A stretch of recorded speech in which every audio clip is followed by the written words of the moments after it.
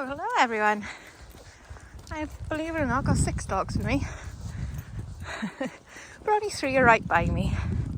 So the 3 are Katniss, Nala, Arya.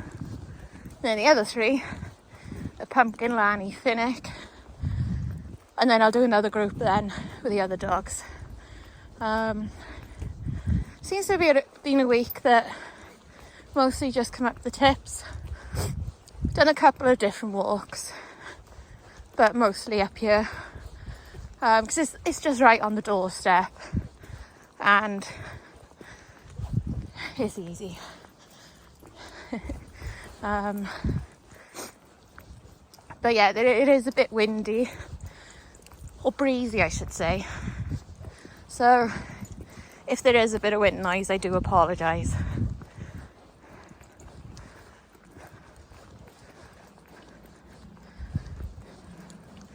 But yeah, I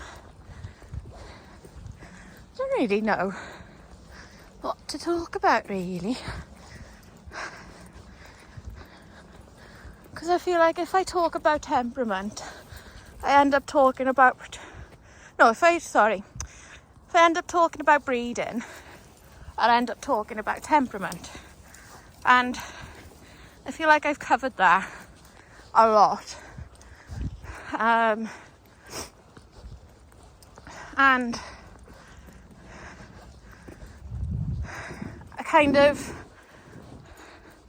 don't want to cover, well, it's not that I don't want to cover it again, and it's not that I won't cover it again, but I don't want that to be the only thing I talk about.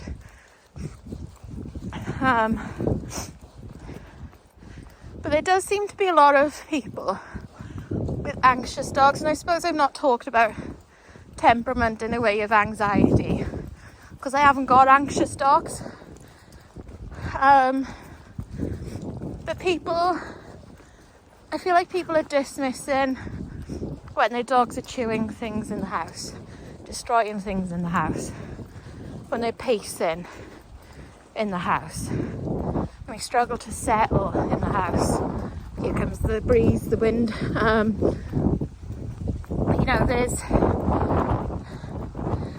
I feel like they just go, oh, that's just the dog, like, he chews stuff, he's so annoying.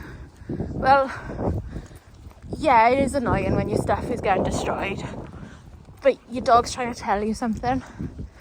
And then I read like another comment from somebody who was like, she was sort of criticising the fact that enrichment seems to be a much bigger thing now than it used to be, and why can't your dog just settle?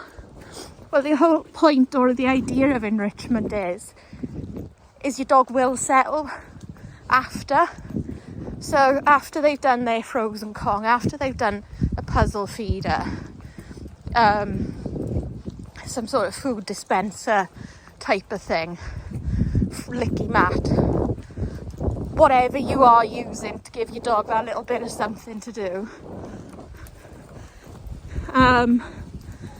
that they will settle, because it's just settling their brains, settling their minds. You know, if you play scent games with your dog in the house, if you know, and that can be something as simple as shutting your dog out of the room, hiding treats or kibble around your room, then letting your dog in to come and find it. That is enrichment for a dog. Got to use their brain, got to use their nose, and they get the reward of a bit of food. But that is the point of enrichment, is that it's doing something that your dog would have naturally done when they were wild, or when they had a job. So for gun dogs, retrieving objects, finding objects, is very rewarding and enriching. And all dogs were hunters of some form. So the fact that they are searching objects or food down, it's sort of stimulating a natural environment. Chewing on bones is stimulating something they would have done in the wild. simulating, I should say. Plucking, you know, even though it's annoying when they destroy a soft toy and they pluck all the stuffing out of it, that's simulating them having caught a bird and then plucking the feathers off. So yeah, I think there can be, you can go too far down the enrichment thing where you give your dog so much to do that it's a bit like fitness. They need even more. But used correctly, alternating with what you do, it'll definitely make your dogs happier. So, and it can help with anxiety. A dog's feeling anxious because they got all this pent up energy and need and desire to do stuff that they would have done 100 years ago. So I mean, for a Dalmatian who is meant to follow a carriage, it's no wonder they like to run. But does that mean it would be good if you went running with your dog? Yeah. So if you're not capable, could you ride a bike and your dog run with you on the bike? She got a quad. Mine love running and playing with the quad. So yeah, you can get creative, and if those options aren't available, it's giving your Dalmatians somewhere to run. Will do them good. Will make them happy. You know, mine love trick training. Do that. There's so much you can do with dogs. There's so many clubs and activities now with dogs that there's no reason why you can't find something that you and your dog enjoy that just enriches their lives and makes them that little bit happier, a little bit more settled.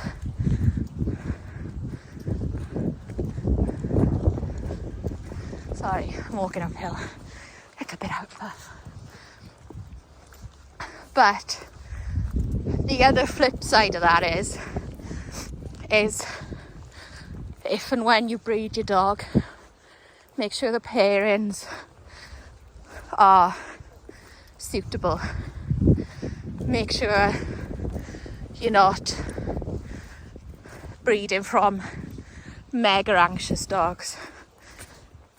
Make sure, you know, you're not breeding from anything that's not considered a good temperament or a correct temperament. If you find your dog difficult to live with and then you breed from that dog, what are the odds that you're going to make 10 puppies that are difficult for people to live with? You know, and I know they don't all get the same temperament as the parents. There are always a good few. So, see, we're back on temperament. I can't mention breeding without temperament, can I? Anyway. Oh. So, you know, anyway. Like, that's me again on my high horse that I like to get on. But, you know, how many other people can have 6 dogs off lead and 2 are intact males? One's just about out to the teenage phase. One is well and truly in the teenage phase.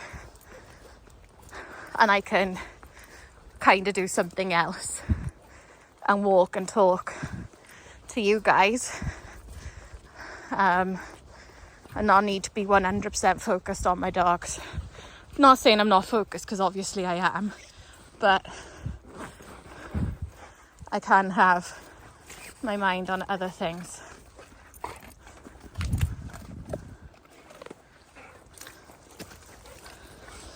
They've had a nice run. Pumpkin's ecstatic face yesterday. It's just she'd been squirrel hunting. It was funny.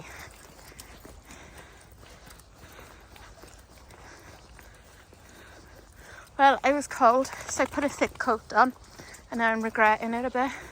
And this coat is desperate for a wash. I don't even think I might show you a bottom bit. You have dogs that put their paws on you and stuff, and then I muck out and stuff. So anyway, the weather's meant to be going colder but drier in the UK. So that's good news for us. That's good news for us. I shall see you all soon. Bye.